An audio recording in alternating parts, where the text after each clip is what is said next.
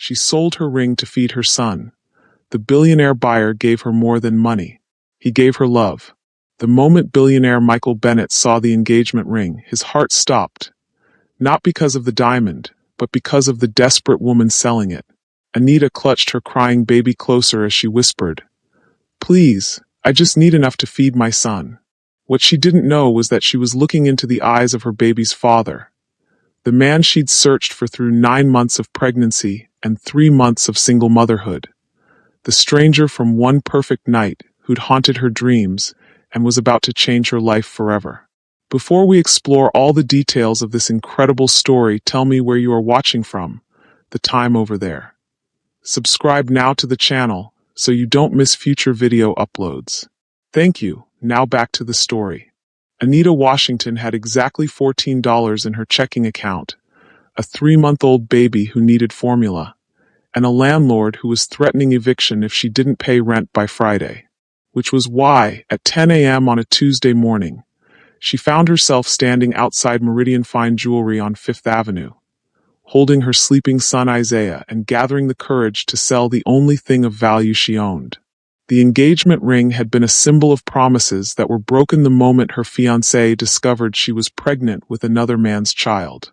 Marcus had left her the ring, the apartment lease, and a note explaining that he couldn't raise another man's bastard.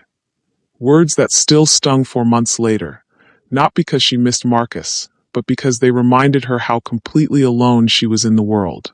"You can do this," Anita whispered to herself, adjusting Isaiah's blanket as she pushed through the store's heavy glass doors. "It's just a ring. It doesn't mean anything anymore."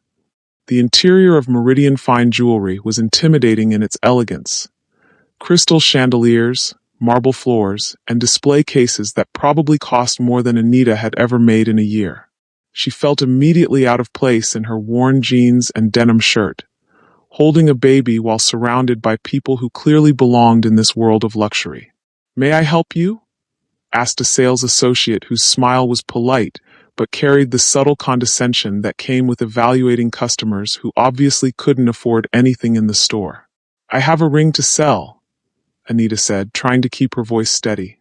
"I called yesterday and spoke to someone about getting it appraised." "Of course. Let me get our buyer. He's with another client, but he should be available shortly." Anita nodded, bouncing Isaiah gently as he began to fuss.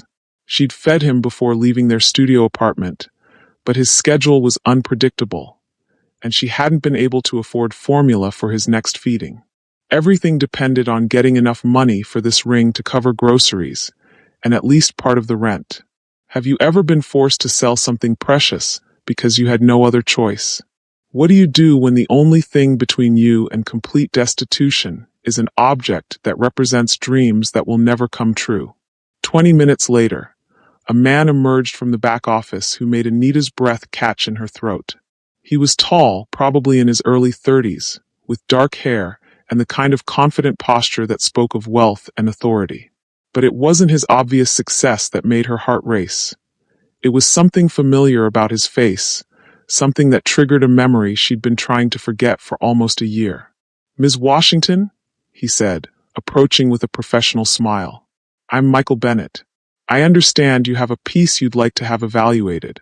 The name meant nothing to her, but his voice sent a jolt of recognition through her system. Anita found herself staring at his face, searching for confirmation of what her instincts were telling her. "Yes," she managed, reaching into her purse with shaking hands. "It's an engagement ring. I need to sell it." Michael's expression remained professionally neutral as she placed the ring on the velvet examining cloth, but Anita caught something in his eyes. A flicker of recognition that suggested she wasn't the only one experiencing déjà vu. "This is a beautiful piece," Michael said, picking up the ring with practiced expertise.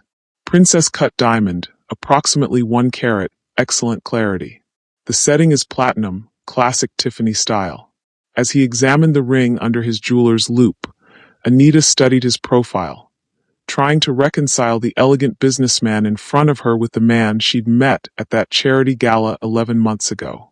She'd been working as a server that night, picking up extra shifts to supplement her nursing salary. He'd been one of the guests, charming, attentive, and completely different from anyone she'd ever met. They talked during her break, sharing stories and an immediate connection that had surprised them both. One thing had led to another, and Anita had made a decision that was completely unlike her usual careful approach to relationships. She'd spent one incredible night with a man whose name she'd never properly caught, who'd left early the next morning for what he'd said was a business emergency. Anita had tried to find him afterward, but she'd only known his first name was Michael and that he worked in technology. In a city like New York, that wasn't nearly enough information to track down someone who might not even want to be found. 2 weeks later, she discovered she was pregnant.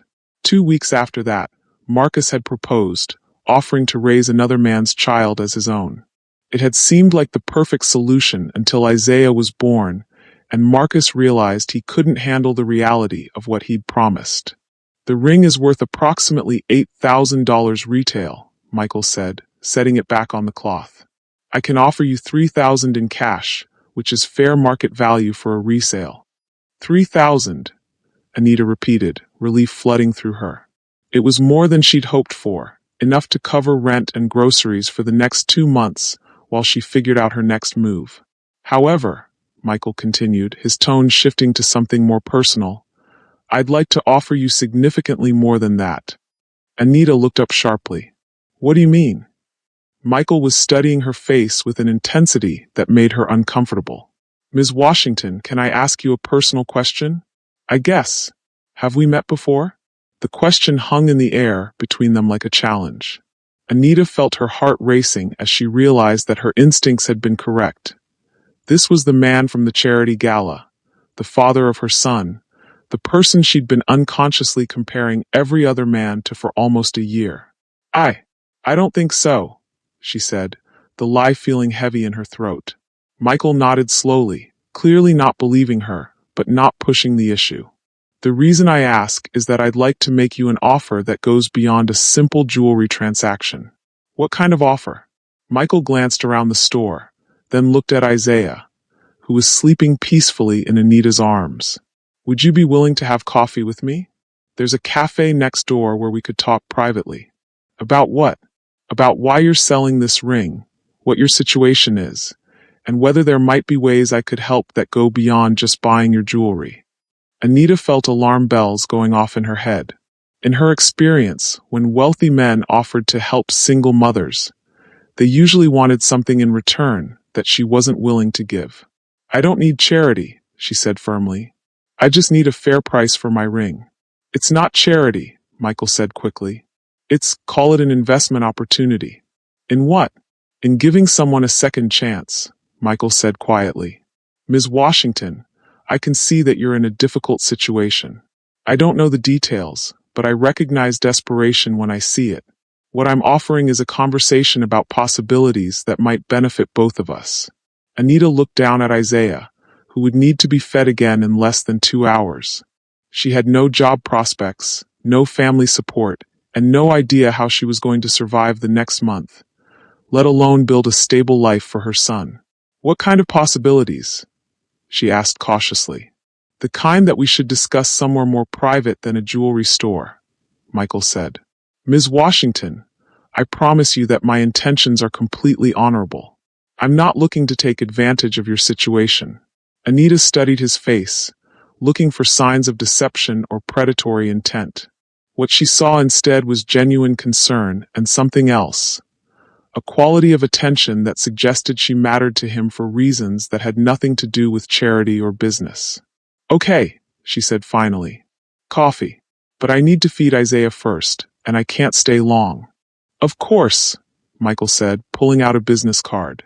"Why don't you take care of Isaiah's needs, and I'll meet you at the cafe in 30 minutes. Anita looked at the business card and felt her world tilt on its axis. "Michael Bennett, CEO, Bennett Technologies." "You know the company?" Michael asked, noting her reaction. Yes. I mean, everyone knows Bennett Technologies." What she didn't say was that she'd been researching technology companies obsessively after Isaiah was born, trying to find any trace of the Michael who'd disappeared from her life. Bennett Technologies was worth billions, which meant the man offering to buy her engagement ring was one of the richest people in New York. "I'll see you in 30 minutes, Michael said. "And Ms. Washington? Bring Isaiah. I'd like to meet him properly." As Anita left the jewelry store with her ring still in her possession and more questions than answers, she realized that her simple plan to sell her engagement ring had just become infinitely more complicated. Because unless she was completely mistaken, she was about to have coffee with the father of her child, a man who had no idea that the baby she was carrying was his son, and who apparently had enough money to solve every problem she'd ever had. The question was whether she was brave enough to tell him the truth, and whether he was the kind of man who would want to be a father to a child he'd never planned to have. 30 minutes later, Anita sat in the corner booth of an upscale cafe, nursing Isaiah under a discreet blanket while waiting for a conversation that could change everything. When Michael arrived, carrying 2 cups of coffee and wearing an expression of nervous anticipation, Anita realized that some secrets were too big to keep hidden forever. "Michael," she said as he sat down across from her, "before we talk about business opportunities or investments or anything else, I need to tell you something about Isaiah." "What about him?" Michael asked, looking at the baby with an intensity that suggested he was already beginning to suspect the truth. "He's 3 months old," Anita said carefully, "which means he was conceived 11 months ago." Michael went very still. 11 months ago, at a charity gala where I was working as a server," Anita continued, her heart racing, "where I met someone whose name was Michael, who worked in technology, and who disappeared the next morning before I could get his last name." Michael stared at her for a long moment, then slowly reached across the table to gently touch Isaiah's tiny hand. "Hello, son," he whispered, his voice breaking with emotion. "I've been looking for you both for almost a year. If you've watched this story up to this moment, please take a second to subscribe to the channel. Your support makes it possible to keep sharing beautiful stories, such as this one." The silence that followed Michael's whispered greeting to his son stretched between them like a bridge neither was sure they should cross. Anita felt her world reshaping itself around the reality that the man sitting across from her was not just a wealthy stranger offering help, but Isaiah's father, someone who'd apparently been searching for them for almost a year. "You've been looking for us?" Anita asked, her voice barely above a whisper. Michael nodded, his eyes never leaving Isaiah's peaceful face. "Every day since I left your apartment that morning. Anita, I never wanted to disappear like that. I got a call about a corporate crisis in Tokyo, a hostile takeover attempt that required my immediate attention. I left you a note, but I realize now that it probably wasn't enough." "There was no note," Anita said quietly. Michael's face fell. "What?" "I woke up and you were gone. No note, no phone number, no last name. Just gone." "That's impossible. I wrote you a letter explaining everything, left my business card, told you I'd call as soon as I got back from Japan." Anita shook her head slowly. "Michael, there was nothing. I looked everywhere. Under pillows, on the kitchen counter, by the door. You were just gone." Michael ran his hands through his hair, clearly disturbed by this revelation. "The cleaning service. My assistant had arranged for a cleaning service to come that morning to prepare the apartment for when I returned. They must have thrown everything away thinking it was trash." The explanation hit both of them with the weight of a year's worth of misunderstanding. "You tried to contact me," Anita said, processing this new information. "I tried everything," Michael confirmed. "But I only knew your first name and that you worked for the catering company. When I got back from Tokyo 2 weeks later, I contacted the company, but they said they'd used freelance staff for that event and didn't have permanent contact information." "I was freelancing," Anita confirmed, "picking up extra work to supplement my nursing job. I hired private investigators," Michael continued. "I had them search hospital employment records for every Anita in the greater New York area. I attended charity galas hoping to see you again. I even considered buying the catering company just to access their client records. Have you ever discovered that a misunderstanding changed the entire trajectory of your life? What do you do when you realize that the person you thought abandoned you was actually searching for you all along?" Anita felt tears gathering in her eyes as she realized the magnitude of what had been lost to a simple cleaning service mistake. "I was pregnant," she said softly. "I was pregnant and I couldn't find you, and I didn't even know your last name to put on Isaiah's birth certificate." Michael's face went through a series of emotions: pain, regret, wonder, and something that might have been protective fury. "You went through the pregnancy alone?"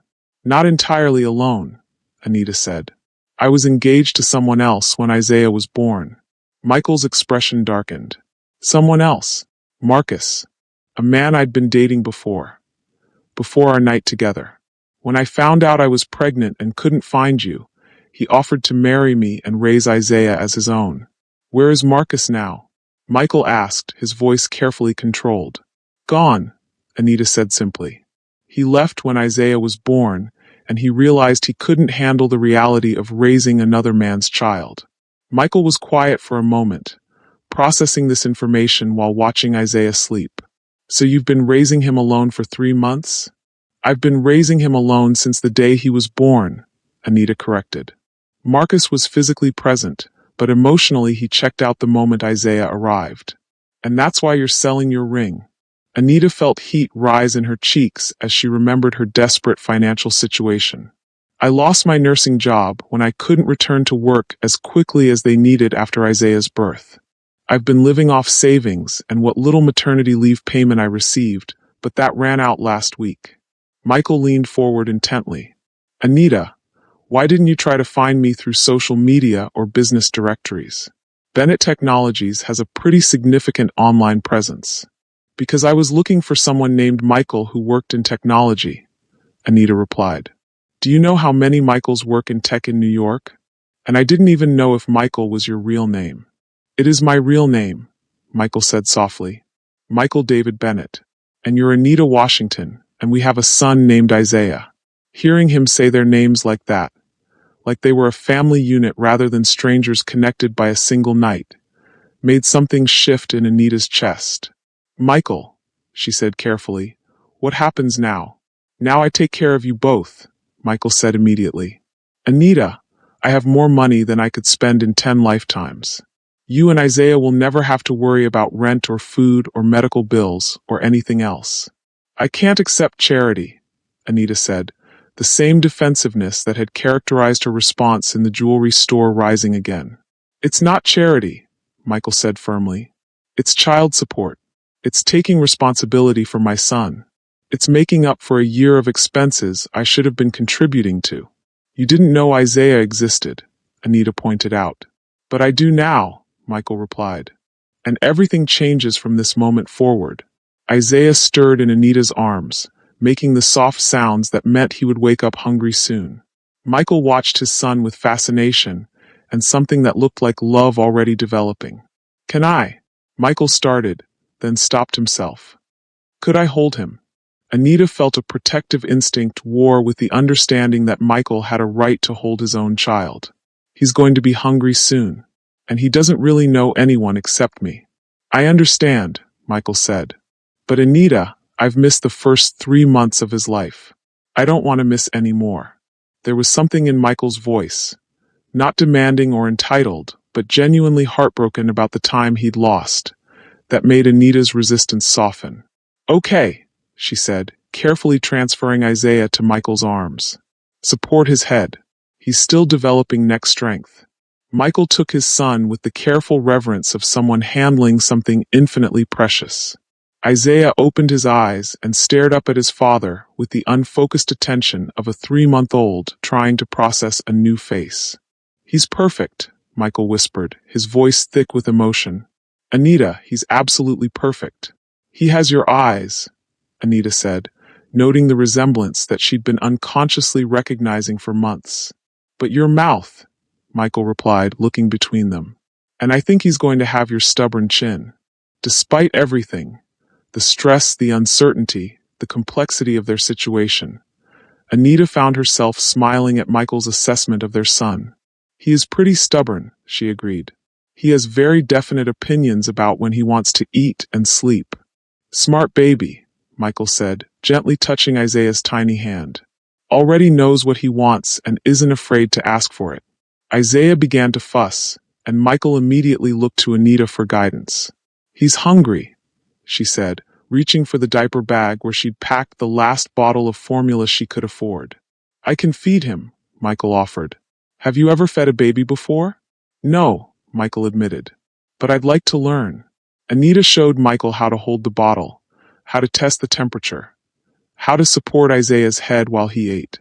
Watching this billionaire tech mogul focus completely on the simple task of feeding his son, Anita felt something shift in her understanding of who Michael might be as a father.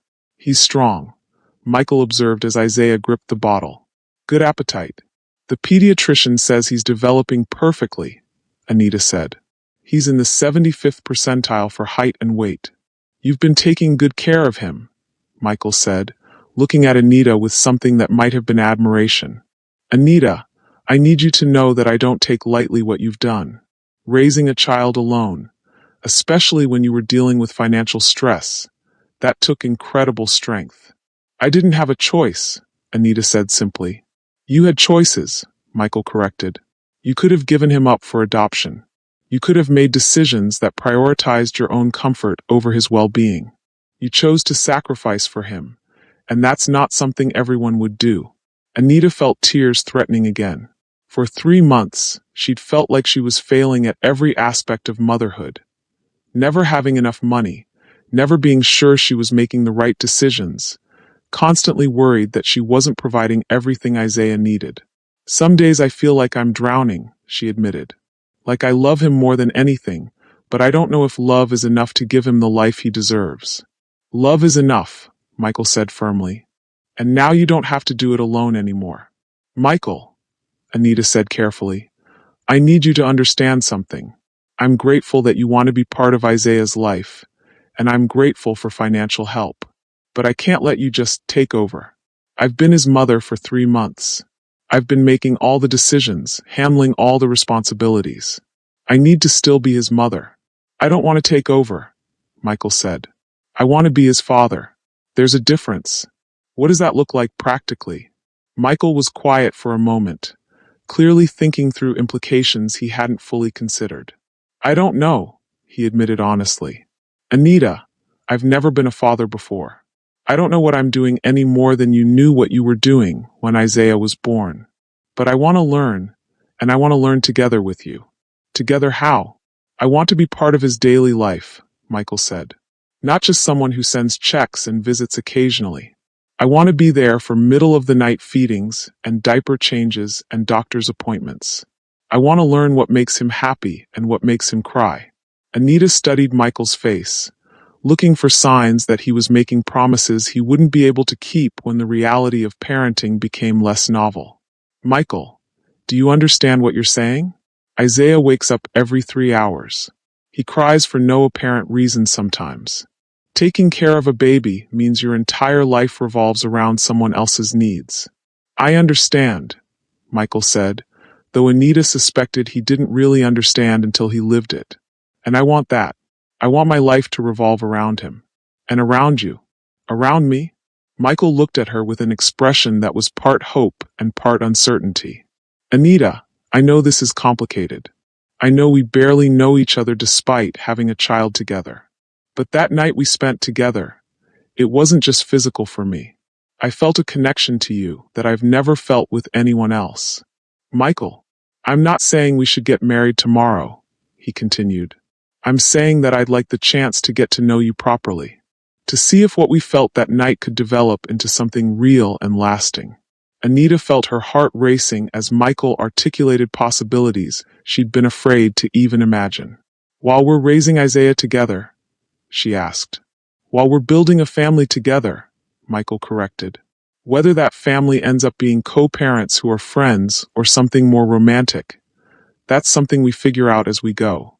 Isaiah finished his bottle and immediately fell asleep against Michael's chest, completely comfortable with his father despite having just met him. "He likes you," Anita observed. "I love him," Michael said simply. "I know that probably sounds crazy since I just met him, but looking at him, holding him, I love him completely." "It doesn't sound crazy," Anita said softly. "I felt the same way the moment he was born." Michael looked at her with an expression that suggested his feelings weren't limited to their son. Anita, I need to ask you something, and I need you to be completely honest with me. Okay. That night we spent together, was it just a one-night stand for you, or did you feel something deeper? Anita considered lying, protecting herself from the vulnerability of admitting how much that night had meant to her. But looking at Michael holding their son, she realized that honesty was the only foundation on which they could build anything lasting. I felt something deeper, she said quietly. I spent months trying to convince myself it was just physical attraction. But Michael, I compared every man I met to you. Even Marcus. I accepted his proposal partly because I was trying to get over someone I thought I'd never see again. And now I'm terrified, Anita admitted. I'm terrified of trusting someone with my heart and Isaiah's future. I'm terrified of building something with you, and then having you decide that the reality of family life isn't what you thought you wanted. Michael was quiet for several minutes, gently rocking Isaiah while processing what Anita had told him. I can't promise that I'll be perfect at this, he said finally. I can't promise that I won't make mistakes or that the adjustment won't be difficult. But Anita, I can promise that I'm not going anywhere. I've been looking for you for almost a year, and now that I've found you both, I'm not going to walk away when things get complicated. How do I know that? Because I'm going to prove it to you, Michael said simply. Day by day, choice by choice, I'm going to show you that I'm someone you can depend on. As they sat in the cafe with their son sleeping peacefully between them, both Anita and Michael understood that they were at the beginning of something that could be either beautiful or devastating, depending on choices they made and trust they were willing to build. What happens now? Anita asked again. Now we go home, Michael said.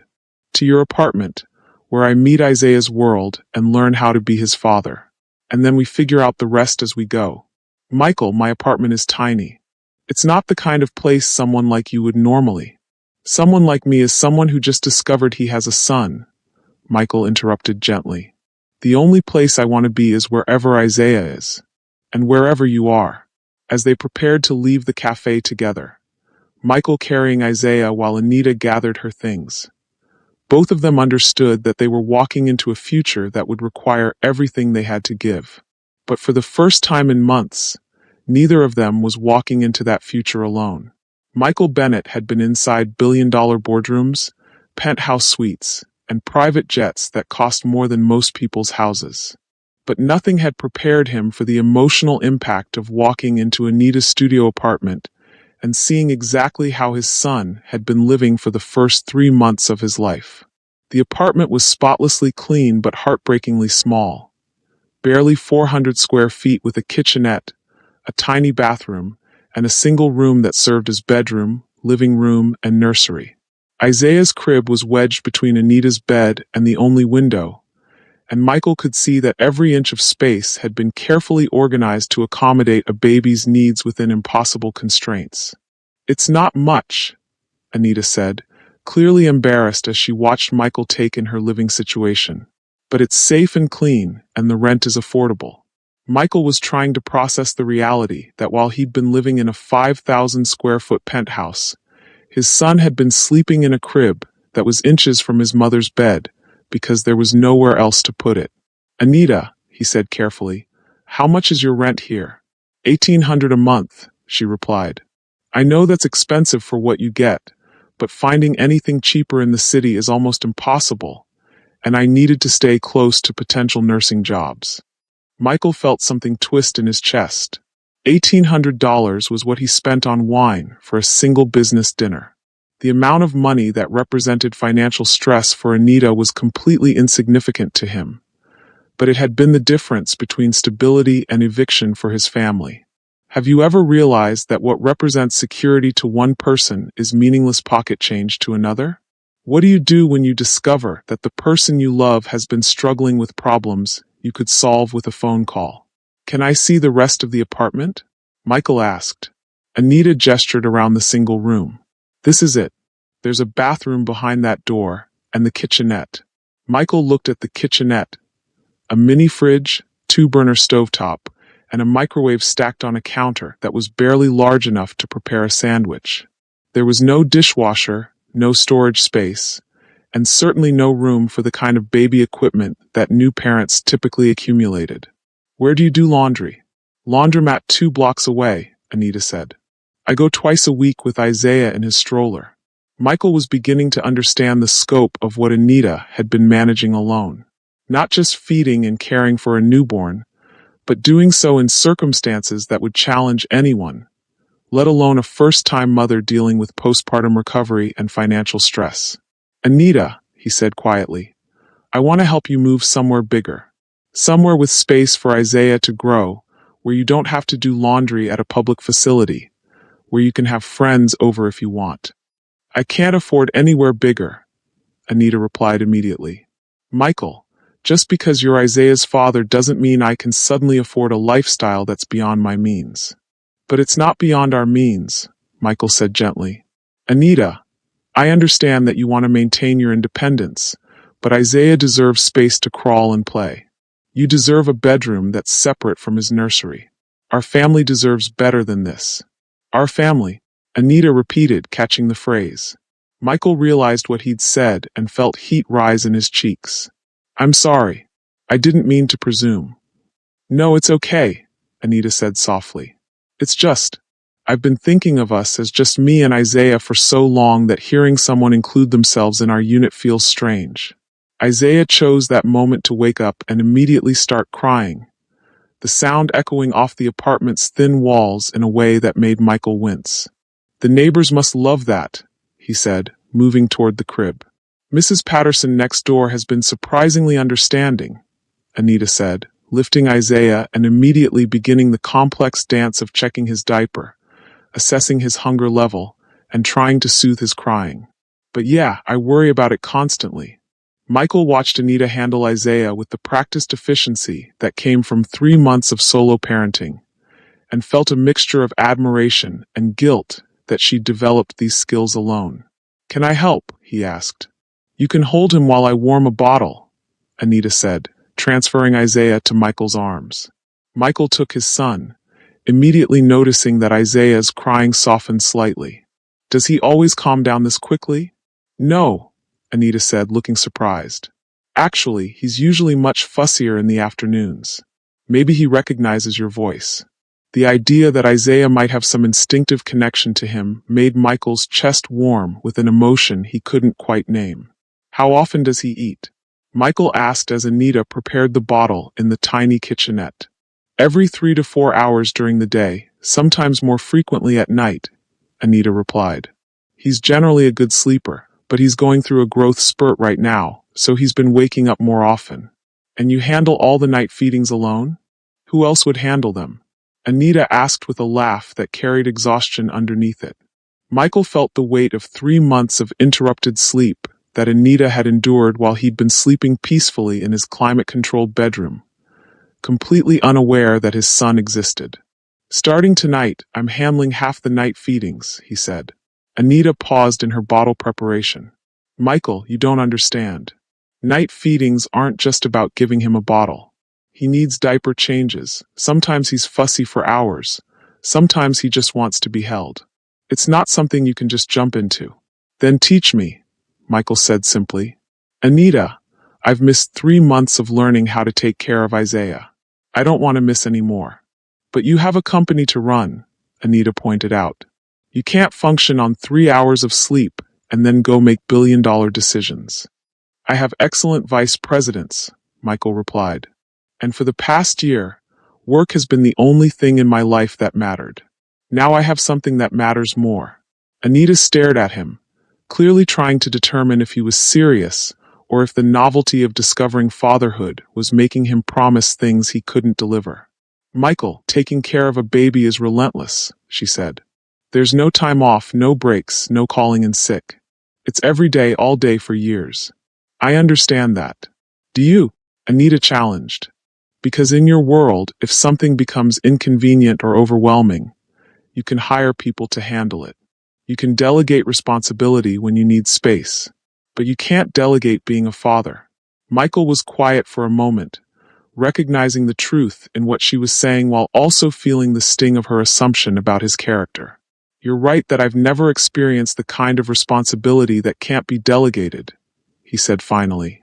"But Anita, I'm not approaching fatherhood like a business problem that needs to be managed. I'm approaching it like the most important thing I'll ever do in my life. And what happens when the most important thing you'll ever do turns out to be harder than you expected? Then I figure out how to be better at it," Michael said simply. "Anita, I built $1 billion company from nothing by learning how to solve problems I didn't initially understand. I'm not going to give up on being Isaiah's father just because it's difficult." Isaiah finished his bottle and immediately fell asleep against Michael's chest, completely trusting and comfortable with his father. "He really does like you," Anita said, watching their son sleep peacefully in Michael's arms. "Maybe he can sense that I love him," Michael suggested. "Maybe," Anita agreed softly. They sat in comfortable silence for several minutes, both of them adjusting to the surreal reality of being together in Anita's tiny apartment with their son sleeping between them. "Michael," Anita said finally, "I need to ask you something, and I need you to be completely honest with me." "Of course. Before you found out about Isaiah, what was your life like? What did you do with your free time? How did you see your future?" Michael considered the question seriously, thinking about the man he'd been just hours earlier. "Honestly, my life was all work," he said. "I worked 12-hour days, attended business dinners and charity galas because they were good for networking, traveled constantly for meetings and conferences. I dated occasionally, but nothing serious because I was always focused on the next deal, the next expansion, the next acquisition. And you were happy with that life." "I thought I was," Michael said. "But looking back, I think I was just existing, going through the motions of what a successful person's life was supposed to look like." "What changed?" Michael looked at Isaiah, then at Anita, then around the small apartment that somehow felt more like home than his penthouse ever had. "You did," he said simply. "That night we spent together showed me what it felt like to connect with someone authentically, without agendas or strategic considerations. And now, holding Isaiah, I understand what it means to love someone more than your own ambitions." "But Michael, this is all very new for you," Anita said gently. "The reality of parenting, of being tied down, of having your decisions affect other people. What if you realize that your old life was actually better? What if you realize that sharing parenting responsibilities is actually easier than doing everything alone?" Michael countered. "That's different. I've already been doing this for 3 months. I know what I'm signing up for. And I'm signing up for it with my eyes wide open," Michael said firmly. "Anita, I understand your skepticism. I understand that wealthy men have a reputation for making promises they don't keep when the reality becomes inconvenient. But I'm not those men." "How do I know that?" Michael was quiet for a moment, then made a decision that surprised him with its certainty. "Because I'm going to prove it to you," he said. "Starting right now." "What do you mean?" "I mean that I'm not going back to my penthouse tonight," Michael said. "I'm staying here, with you and Isaiah. I'm learning how to change diapers and handle night feedings and soothe him when he's fussy. I'm figuring out how to be his father in the real world, not the theoretical world." Anita stared at him in alarm. "Michael, there's no room for you here. I only have one bed, and it's barely big enough for me." "Then I'll sleep on the floor," Michael said simply. "Anita, I've missed 3 months of Isaiah's life. I'm not missing another night." "That's crazy. You can't sleep on the floor of a studio apartment when you have a penthouse across town." "Watch me," Michael said with a smile. "Unless you're asking me to leave?" Anita looked around her tiny apartment, clearly trying to imagine how they would both fit in the space with a baby who woke up every few hours. "This is going to be a disaster," she said finally. "Probably," Michael agreed cheerfully. "But it'll be our disaster." As evening fell, and they prepared for their first night as an unexpected family unit, both Anita and Michael understood that they were about to discover whether good intentions could survive the reality of cramped quarters, interrupted sleep, and the complex dynamics of learning to parent together while barely knowing each other.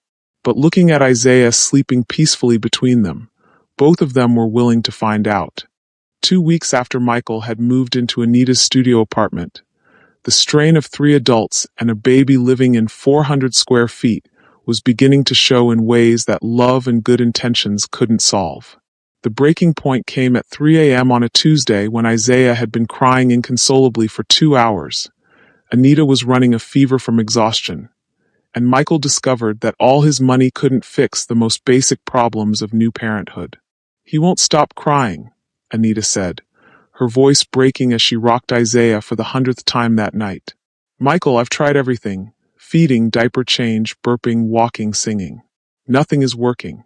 Michael looked at the woman he was falling deeper in love with every day, seeing the dark circles under her eyes and the way her hands shook from exhaustion. 2 weeks of interrupted sleep and the stress of adjusting to sudden cohabitation had pushed them both beyond their limits. "Let me try," Michael said, though he knew he wasn't any better at soothing Isaiah's mysterious fussy periods than Anita was. "You tried an hour ago," Anita replied, her frustration evident. "He just cries harder when anyone else holds him." It was true. Despite Michael's determination to bond with his son, Isaiah had developed a clear preference for his mother during upset periods, leaving Michael feeling helpless and increasingly frustrated with his inability to provide comfort when it was most needed. "Maybe we should call the pediatrician," Michael suggested. "At 3 in the morning? For a baby who's crying but otherwise healthy." Anita shook her head. "Michael, this is normal. Babies cry. Sometimes they cry for hours for no reason that we can figure out." "But you're sick," Michael pointed out, noting Anita's flushed cheeks and the way she was swaying on her feet. "You have a fever, you haven't slept more than 2 hours straight in weeks, and you're pushing yourself past the point of exhaustion." "I'm fine," Anita insisted, though she clearly wasn't. "You're not fine," Michael said firmly. "And this living situation isn't working." The words hung in the air like an accusation. Anita stopped rocking Isaiah and turned to face Michael with an expression that was part hurt and part defensive anger. "What do you mean, this living situation isn't working?" Michael looked around the cramped apartment that had become a battleground of good intentions and practical limitations. His clothes were stacked in corners, his laptop balanced on the tiny kitchen counter that served as his makeshift office, and every surface was covered with baby supplies that had nowhere else to go. "I mean that we're living in a space that's too small for one person, let alone 3, Michael said. "I mean that you're getting sick from stress and exhaustion. Isaiah is picking up on our tension, and he gestured helplessly. "I'm useless. I can't help with the things that matter most." Have you ever wanted something so desperately that you refused to acknowledge when it wasn't working? What do you do when love isn't enough to overcome practical realities that are making everyone miserable? "So what are you saying?" Anita asked, her voice dangerously quiet. "That you want to go back to your penthouse and visit on weekends like a traditional divorced dad?" "I'm saying that maybe I was naive to think I could just insert myself into your life without considering whether that was actually best for you and Isaiah." Anita stared at him for a long moment, Isaiah's cries providing a heartbreaking soundtrack to their first real fight. "Michael, are you giving up?" The question hit him like a physical blow. "What? No. I'm not giving up on being Isaiah's father or on what's happening between us. But Anita, look at yourself. You're exhausted, you're getting sick, and you're trying to take care of everyone while living in circumstances that are making everything harder than it needs to be." "These circumstances were fine before you got here," Anita shot back. "Isaiah and I were managing just fine in this apartment." "Were you?" Michael challenged. "Because 2 weeks ago, you were selling your engagement ring to buy baby formula. That doesn't sound like managing fine to me." The comment was harsher than Michael had intended, and he saw immediately that it had hurt Anita in a way that went beyond their current argument. "You're right," Anita said, her voice hollow. "I wasn't managing fine. I was failing at everything. Failing to provide adequately for my son, failing to maintain my health, failing to create a stable home environment. And now I'm failing at being the kind of partner you need." "That's not what I meant," Michael said quickly. "Isn't it?" Anita asked. "Michael, you've been sleeping on the floor for 2 weeks. You're trying to run a $1 billion company from a laptop balanced on a kitchen counter the size of a cutting board. You're discovering that the reality of parenthood involves a lot of crying and very little sleep and no immediate solutions to problems that money can't fix. Isaiah's cries intensified, as if responding to the tension in the room. And our son is picking up on all of this, Anita continued, bouncing Isaiah more aggressively in an attempt to soothe him. He's sensing that his parents are stressed and overwhelmed and trying to figure out how to love each other while living in impossible circumstances. Michael felt the weight of truth in everything Anita was saying.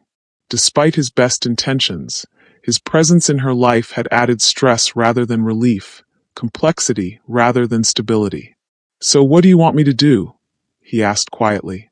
"I want you to be honest about what you really want," Anita said, her exhaustion making her words sharper than usual.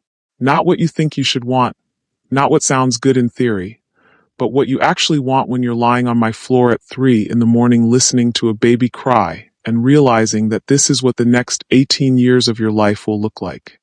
Michael looked at Anita, feverish, exhausted, holding their screaming son while challenging him to decide whether he was truly committed to the life they were trying to build together.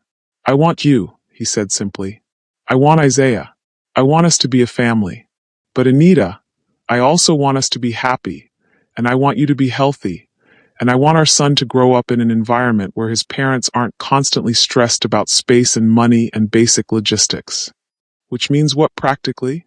"Which means we need to make some changes that you're not going to like," Michael said, knowing he was about to suggest something that would trigger every one of Anita's defenses about independence and charity.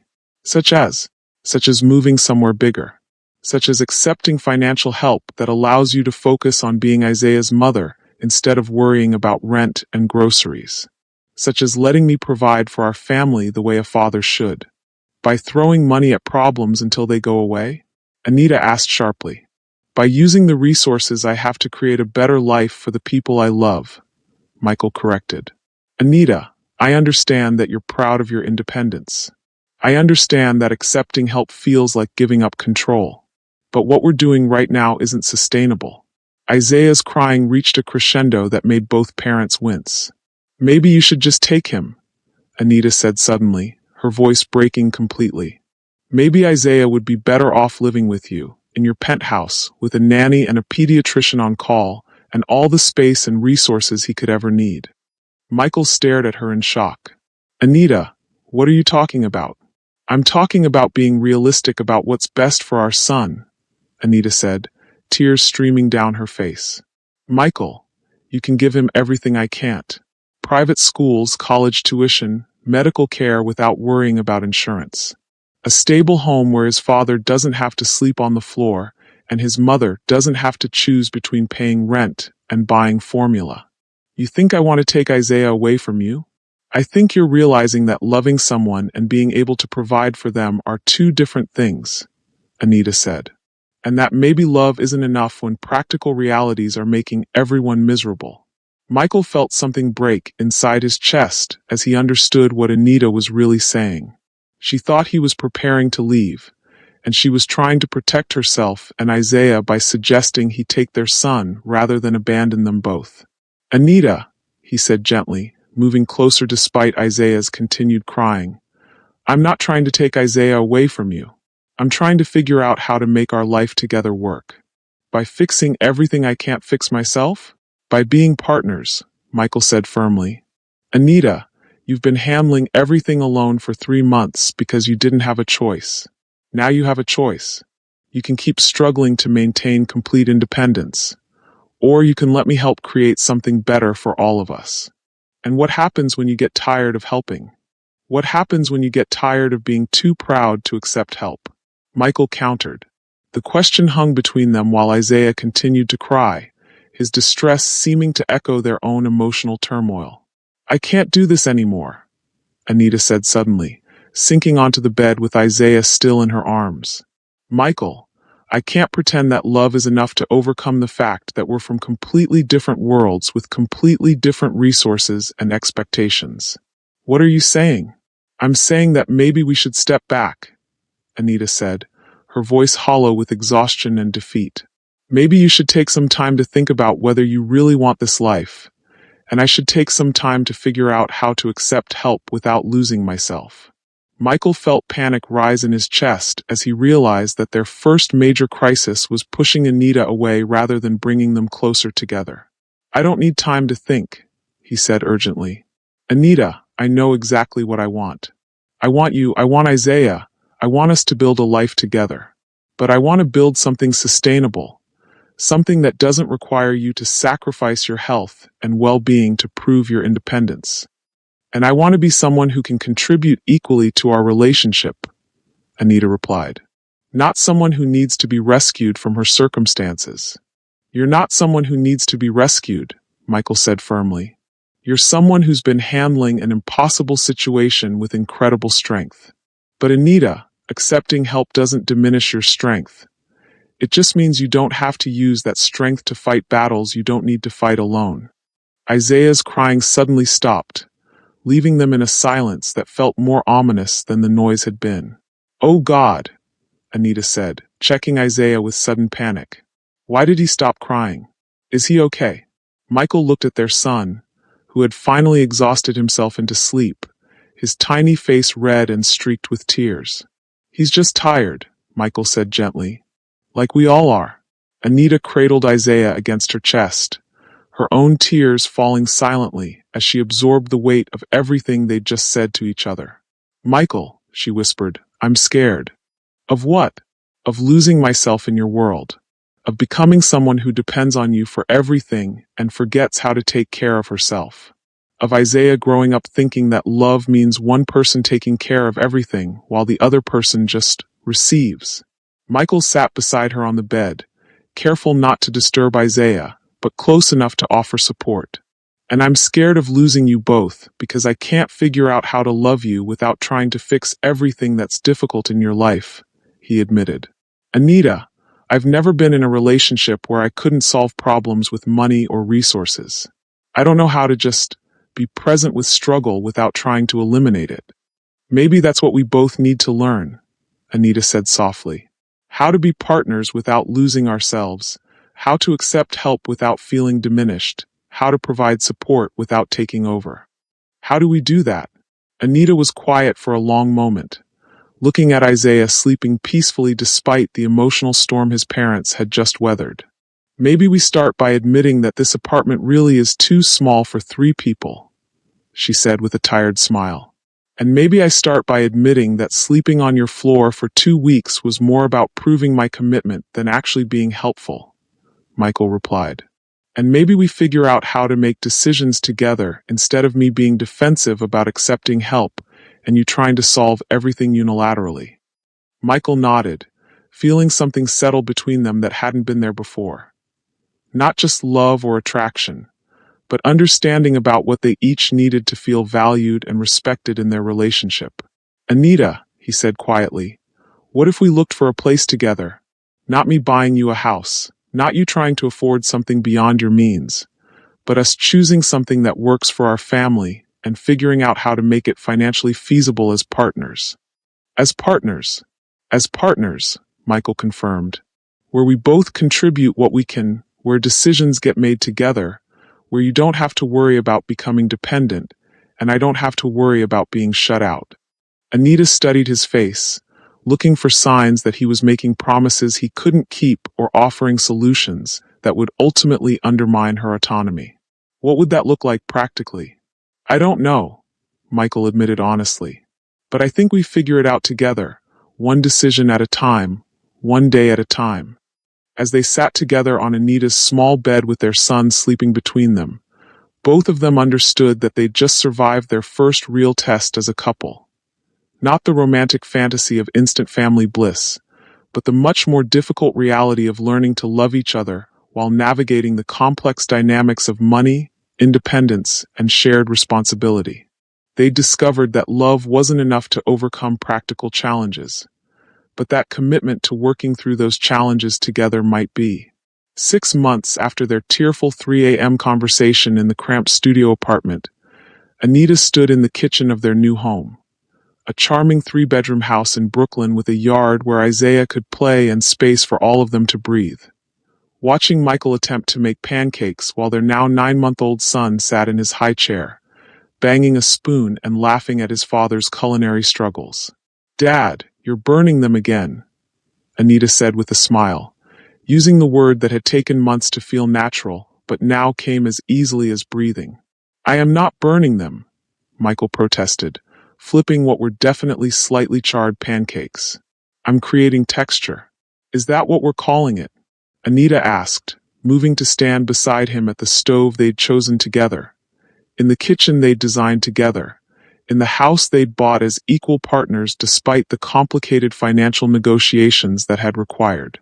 Isaiah babbled something that might have been Dada, or might have been Baba, but either way, it made Michael's face light up with the same joy that had characterized every one of their son's developmental milestones over the past 6 months. "Did you hear that?" Michael asked, abandoning the pancakes to focus entirely on Isaiah. "He's definitely trying to say something specific." "He's been trying to say something specific for weeks," Anita replied, though she was smiling at Michael's enthusiasm. "Yesterday you were convinced he said mama, when he was probably just complaining about his diaper." "He's going to be an early talker," Michael said confidently, making silly faces at Isaiah that earned delighted giggles. "And probably an early walker, judging by how he's been pulling himself up on everything." Have you ever watched someone fall in love with parenthood in real time? What's it like to see someone discover that the most ordinary moments can be the most extraordinary when they're shared with people you love? The journey from that crisis point in the studio apartment to this morning in their shared kitchen had been neither smooth nor simple. It had required difficult conversations about money, independence, and what it meant to build a partnership between people from vastly different economic backgrounds. "Michael," Anita had said during one of their house hunting expeditions, "I need you to understand something about this process. If we're doing this as partners, that means I contribute to the mortgage payments, even if my contribution is smaller than yours." "But that doesn't make financial sense," Michael had replied. "Anita, I can afford to buy this house outright. Why should you stress about mortgage payments when it's unnecessary?" "Because it's not unnecessary to me," Anita had explained patiently. "Michael, I need to know that this is our home, not your home that you're letting me live in. I need to contribute something that feels meaningful, even if it's proportionally smaller." They'd eventually worked out an arrangement where they each contributed a percentage of their income to household expenses, a system that allowed Anita to maintain her sense of financial independence while acknowledging the reality of their different earning capacities. "You know," Anita said now, rescuing the pancakes before they became completely inedible, "when I first met you in that jewelry store, I never imagined that 6 months later I'd be critiquing your cooking skills in our kitchen." "When I first saw you in that jewelry store," Michael replied, settling into his chair at the breakfast table they'd picked out together, "I thought I was just buying a ring from a desperate stranger. I had no idea I was meeting the woman who would teach me what I actually wanted my life to look like." Isaiah threw his spoon on the floor with the deliberate satisfaction of a baby who discovered the joy of making things fall, then looked expectantly at his parents to retrieve it. "Your turn," Anita said to Michael. "I got it last time." Michael dutifully picked up the spoon, washed it off, and handed it back to Isaiah, who immediately threw it again with even greater enthusiasm. "He's training us," Michael observed. "In 6 months, we've gone from sophisticated adults to people who spend our mornings picking up spoons and pretending it's entertainment." "And you love every minute of it," Anita said, noting the way Michael's face showed nothing but delight at their son's antics. "I love every minute of it," Michael confirmed. "Though I have to admit, 6 months ago I didn't understand what you meant when you said that taking care of a baby means your entire life revolves around someone else's needs." The learning curve had been steep for Michael, who'd had to adjust not just to the physical demands of parenting, but to the reality that love meant being available for mundane, repetitive tasks that couldn't be delegated or optimized. "What's been the hardest part?" Anita asked, genuinely curious about Michael's transition from billionaire bachelor to hands-on father. The 2 a.m. diaper changes, Michael said immediately. Not because they're difficult, but because for the first month, Isaiah would scream bloody murder whenever I tried to change him in the middle of the night. I felt like I was torturing him instead of helping him.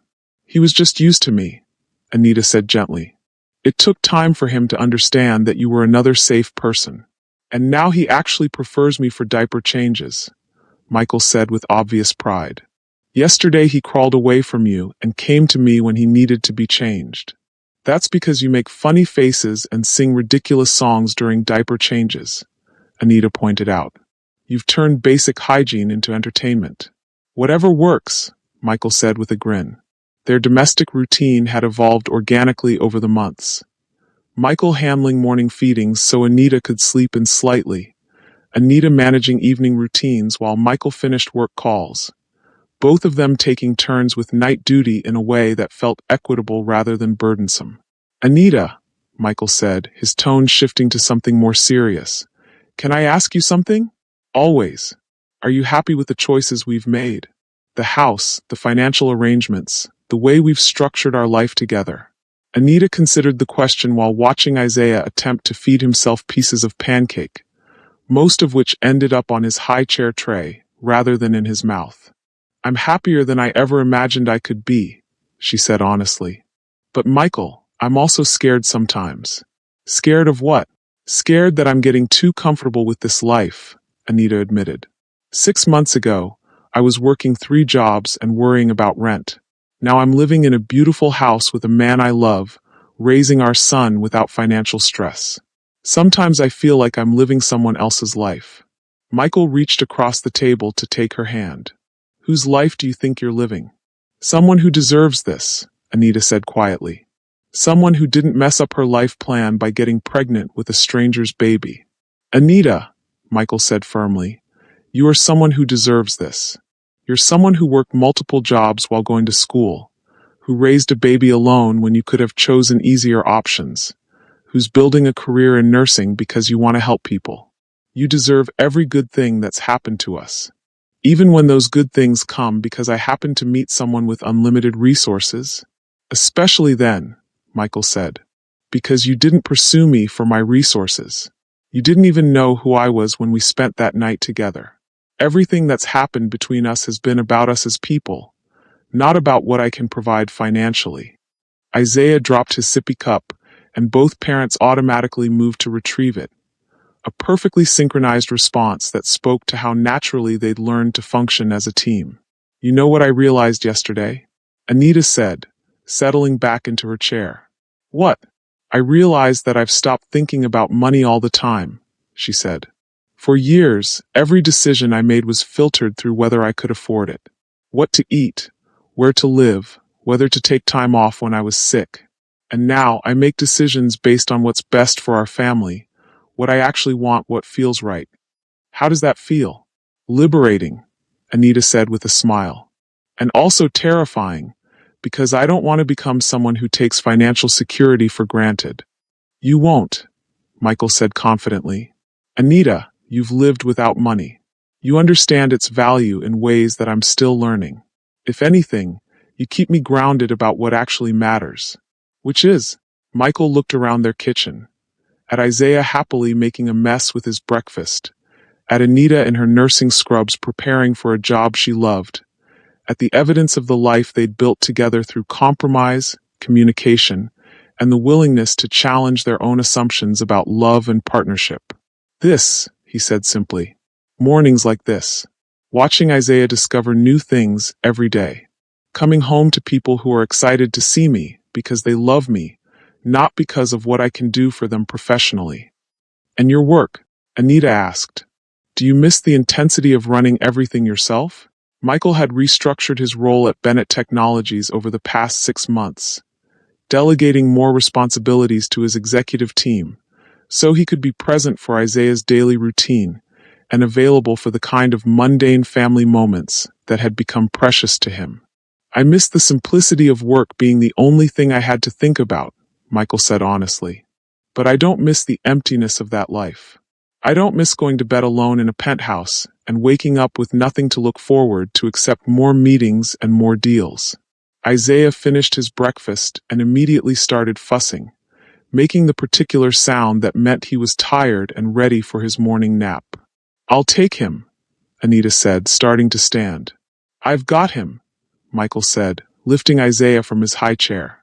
"You need to get to work, and I don't have any meetings until noon." "Are you sure? He's been fighting his morning nap lately." "We'll figure it out," Michael said confidently, settling Isaiah against his shoulder. "Won't we, buddy? We'll read some books, maybe look out the window at the birds, and eventually you'll decide that sleeping is a good idea." As Michael carried Isaiah toward the nursery they'd decorated together, with a crib that had room to grow, walls painted in colors they'd chosen as a family, and space for all the toys and books their son would accumulate, Anita felt a contentment that went deeper than happiness.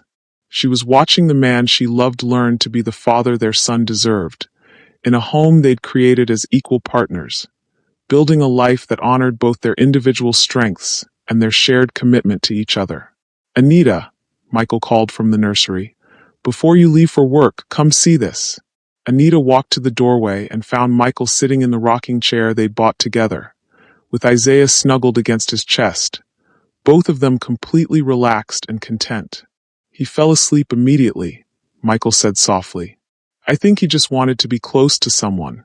"He loves you," Anita said, feeling tears gather in her eyes at the sight of her two favorite people. "I love him too," Michael replied. "And I love his mother, who taught me that the best things in life can't be bought or planned or controlled. They just have to be received with gratitude when they appear." As Anita prepared to leave for her nursing job, work she'd been able to return to because they now had reliable childcare and financial stability, she realized that their love story had become something even more beautiful than romance.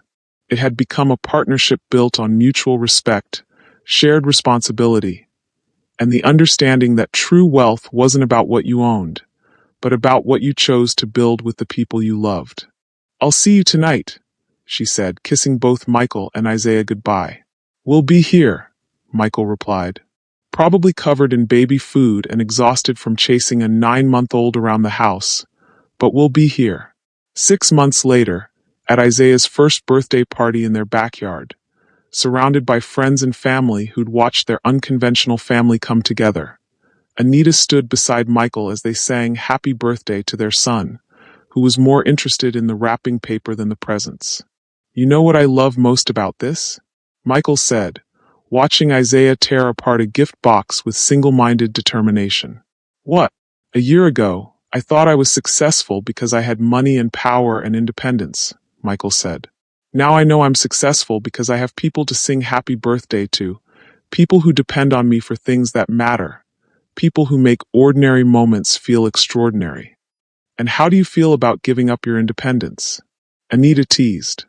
"I feel like I traded independence for something infinitely more valuable," Michael replied, pulling her closer as Isaiah discovered the joy of crumpled wrapping paper.